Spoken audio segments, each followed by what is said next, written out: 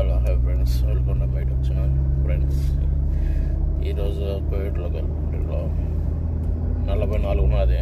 ఇప్పుడు సాయంత్రం 5-6 అవుతుంది. అయినా కానీ ఎండ అనేది తగ్గేదే లేదు. ఏదో పుసుకొడేలు మాదిరిగా తగ్గేదే లే అన్నట్టు సూర్యుడు పెరిగిపోతున్నాడు. చూడండి,